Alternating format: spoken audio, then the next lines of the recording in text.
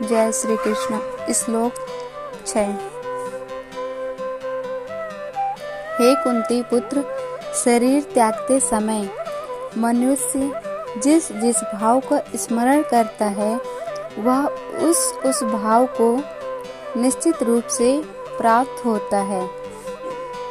इसका तात्पर्य है कि यहाँ पर मृत्यु के समय अपना स्वभाव बदलने की विधि का वर्णन है। जो व्यक्ति अंत समय कृष्ण का चिंतन करते हुए शरीर त्याग करता है उसे परमेश्वर का दिव्य स्वभाव प्राप्त होता है। किंतु यह सत्य नहीं है कि यदि कोई मृत्यु के समय कृष्ण के अतिरिक्त और कुछ सोचता है तो उसे भी दिव्य अवस्था प्राप्त होती है। हमें इस बात पर विशेष ध्यान देना चाहिए। तो फिर कोई मन की सही अवस्था में किस प्रकार मरे। महापुरुष होते हुए भी महाराज भरत ने मृत्यु के समय एक हिरण का चिंतन किया था, अतः अगले जीवन में हिरण के शरीर में उनका देहांतर हुआ। यद्यपि हिरण के रूप में उन्हें अपने विगत कर्मों की स्मृति थी, किंतु उन्हें पशु शरीर धारण करना ही पड़ा। निसंदेह मनुष्य के जीवन भर के विचार सचित होकर मृत्यु के समय उसके विचार को प्रभावित करते हैं। अतः इस जीवन से उसका अगला जीवन बनता है।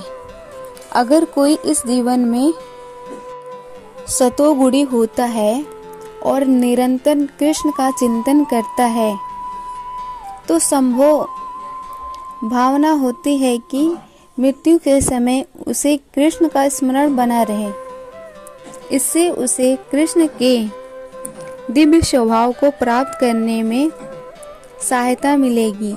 यदि कोई दिव्य स्वरूप से कृष्ण की सेवा में लीन रहता है तो उसका अगला शरीर दिव्य ही होगा, भौतिक नहीं। अतः जीवन के अंत में समय अपने स्वभाव को सफलतापूर्वक बदलने के लिए हरे कृष्णा कृष्णा कृष्णा हरे हरे हरे राम राम राम हरे हरे का जप करना सर्वश्रेष्ठ विधि है। श्लोक 7। हे अर्जुन, तुम्हें सदैव कृष्ण रूप में मेरा चिंतन करना चाहिए और साथ ही युद्ध करने के कर्तव्य को भी पूरा करना चाहिए। अपने कर्मों को मुझे समर्पित करके तथा अपने मन एवं बुद्धि को मुझ में स्थिर करके तुम निश्चित रूप से मुझे प्राप्त कर सकोगे। इसका तात्पर्य है कि अर्जुन को दिया गया यह उपदेश भौतिक कार्यों में व्यस्त रहने वाले समस्त व्यक्तियों के लिए बड़ा महत्वपूर्ण है। भगवान यह नहीं कहते कि कोई अपने कर्तव्य को त्याग दे। मनुष्य उन्हें करते हुए साथ साथ हरे कृष्णा का जप करके कृष्ण का चिंतन कर सकता है।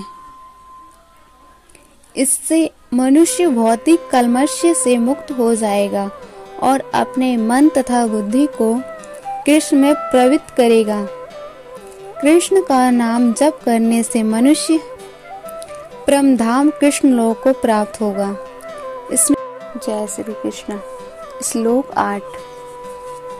हे पार्थ, जो व्यक्ति मेरा स्मरण करने में अपना मन निरंतर लगाए रखकर अविचलित भाव से भगवान के रूप में मेरा ध्यान करता है वह मुझको अवश्य ही प्राप्त होता है।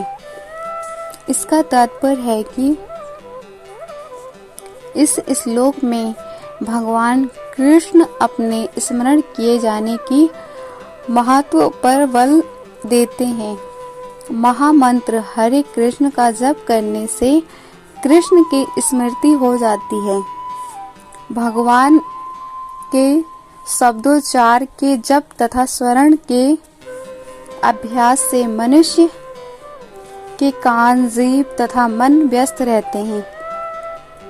इस ध्यान का अभ्यास अत्यंत सुगम है और इससे परमेश्वर को प्राप्त करने में सहायता मिलती है। पुरुषम का अर्थ है भोक्ता। यद्यपि सारे जीव भगवान की तष्टा शक्ति हैं, किंतु वे भगवान के कलमश से युक्त हैं। वे स्वयं को भोक्ता भगवान मानते हैं, जबकि वे होते नहीं। यहाँ पर स्पष्ट उल्लेख है कि भगवान ही अपने विभिन्न स्वरूप तथा नारायण, वासुदेव आदि स्वांशों के रूप में परम भोक्ता है। भक्त हरे कृष्णा का जप करके अपनी पूजा के लक्ष्य परमेश्वर का है। उनके किसी भी रूप नारायण, कृष्ण, राम आदि का निरंतर चिंतन कर सकता है। ऐसा करने से वह शुद्ध हो जाता है और निरंतर जप करते रहने से जीवन के अंत में वह भगवत धाम को हो जाता है। योग अंत कारण के परमात्मा का ध्यान है। इसी प्रकार हरे कृष्णा के जप द्वारा मनुष्य अपने मन को परमेश्वर में स्थिर रख करता है। मन चंचल है, अतः आवश्यक है कि मन को बलपूर्वक कृष्ण चिंतन में लगाया जाए। प्राय उस प्रकार एक कीट का दृष्टांत दिया जाता है। जो तितली बनना चाहता है वह इसी जीवन में तितली बन जाता है। इसी प्रकार यदि हम निरंतर कृष्ण चिंतन करते रहें तो यह निश्चित है कि हम जीवन के अंत में कृष्ण जैसा शरीर